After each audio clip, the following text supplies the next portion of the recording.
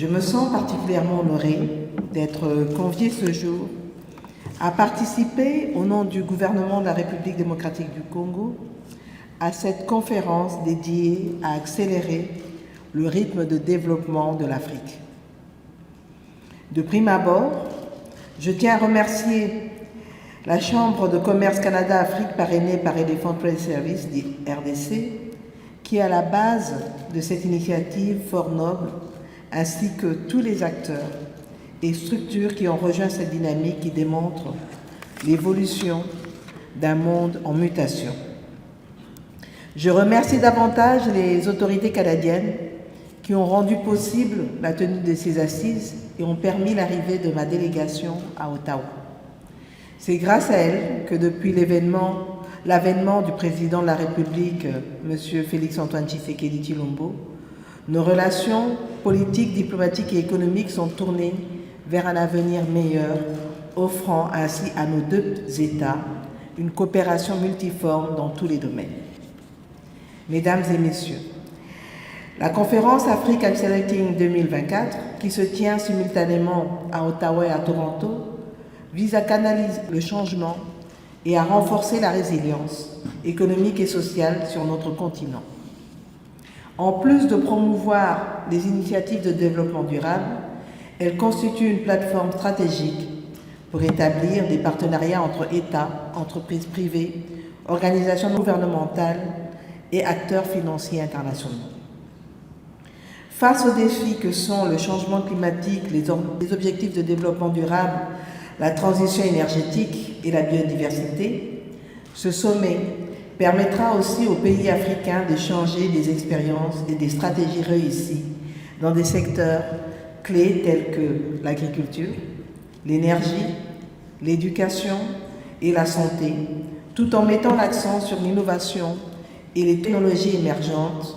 Il peut catalyser des initiatives numériques qui soutiennent la croissance économique et améliorer les services publics.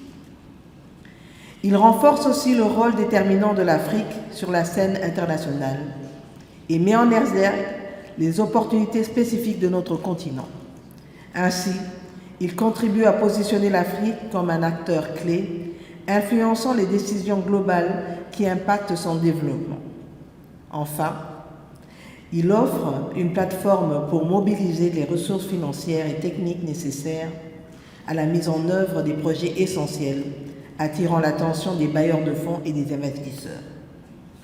C'est dans cette optique que la République démocratique du Congo se présente en dépit d'une guerre d'agression injuste dans sa partie Est, comme pays solution, mais aussi comme acteur dynamique et incontournable.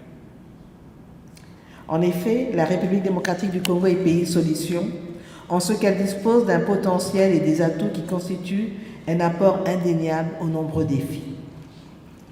Pays solution, de par son étendue, c'est un vaste territoire disposant de 70%, 70% des terres arables utiles au développement de grands projets agricoles à travers sa main-d'œuvre de plus de 50 millions de jeunes.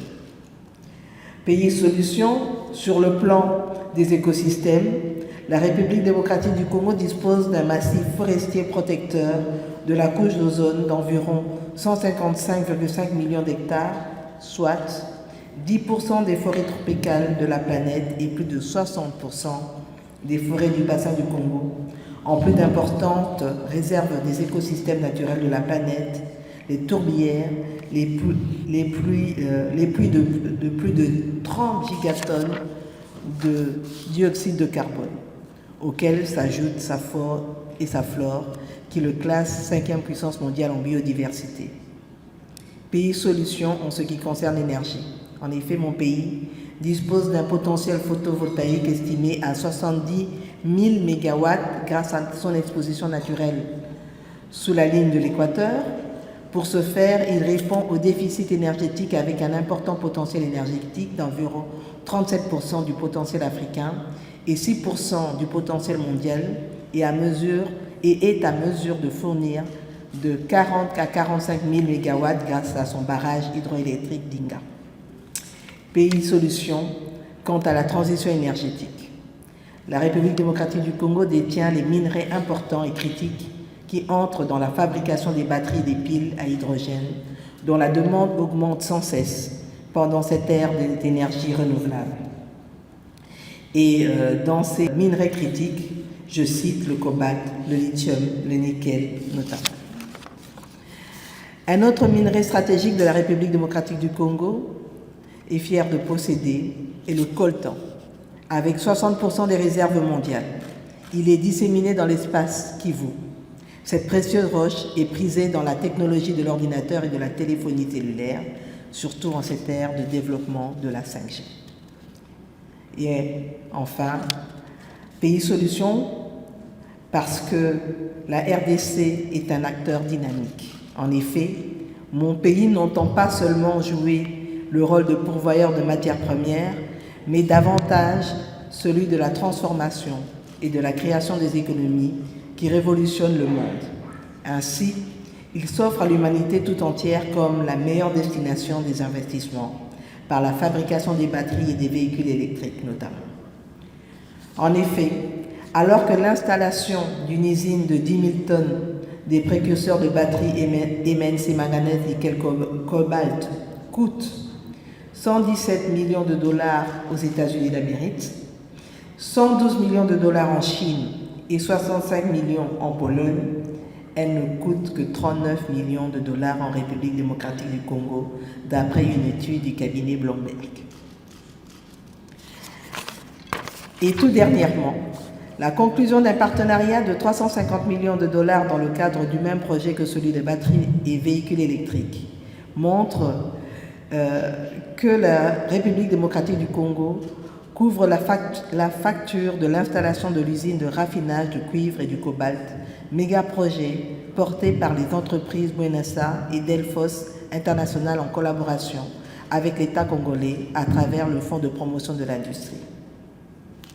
Située au cœur de la chaîne de valeur d'une telle matière première stratégique, la République démocratique du Congo voudrait ainsi répondre à l'appel lui lancé de jouer un rôle de premier plan dans la transition vers les énergies propres et renouvelables, ainsi que le développement des systèmes de transport efficients et durables en Afrique conformément aux agendas internationaux, en l'occurrence l'agenda 2030 des Nations Unies, l'agenda 2063 de l'Union africaine, ainsi que l'appel à reconstruire au mieux lancé par le secrétaire général des Nations Unies.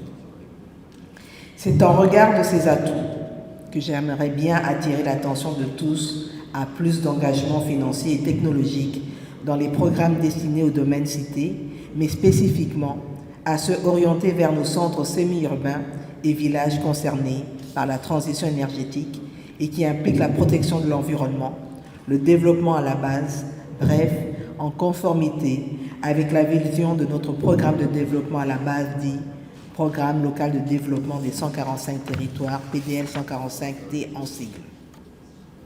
Mesdames et messieurs, permettez-moi de relever ici les similitudes frappantes entre la République démocratique du Congo et le Canada et qui ouvrent la voie à de grandes opportunités de coopération bilatérale. Dans le secteur minier, en partageant nos bonnes pratiques en matière de sécurité, de durabilité environnementale et de respect des droits des communautés locales, ensemble, nous pourrions bâtir un secteur minier qui profite à nos économies et aux populations qui en dépendent. Dans le domaine du développement technologique, le transfert de technologies canadiennes vers la République démocratique du Congo pourrait catalyser une nouvelle dynamique économique, favorisant l'entrepreneuriat et l'innovation dans notre pays. Enfin, j'insiste sur l'importance de l'éducation et de la formation. Établir des partenariats académiques entre nos institutions universitaires permettra de développer les compétences indispensables dans le secteur minier et technologique, renforçant ainsi nos coopérations à long terme. D'emblée, entre le Canada et la République démocratique du Congo, c'est un regard croisé. C'est dans ce contexte que mon pays lance un vibrant appel à la belle expertise canadienne dans les métiers liés au secteur productif de l'économie congolaise. Je pense ici notamment au secteur de l'agriculture, des mines, de l'énergie, des infrastructures. Mesdames et messieurs, le vœu des peuples africains et même de l'humanité tout entière et de voir s'intensifier et se densifier les partenariats à travers le monde autour de grands projets qui cristallisent le développement intégral. La République démocratique du Congo n'en demeure pas moins le bénéficiaire et appelle les partenaires canadiens à venir investir dans un partenariat en gagnant-gagnant dans tous les domaines, car elle est la terre d'investissement et de transformation du monde. N'étant plus ce géant aux pieds d'argile, mon pays devient par excellence la terre de destination des capitaux pour un devenir meilleur, car autant la problématique du réchauffement de la Terre mobilise et fédère les esprits pour des réflexions nourries, autant la solution trouvée sur papier doit faire converger les énergies pour sa concrétisation. Mesdames et messieurs, je ne saurais terminer mon propos sans dire que mon pays, la République démocratique du Congo, est une panacée aux problèmes qui terrifient l'humanité, et cela n'a plus besoin d'être démontré.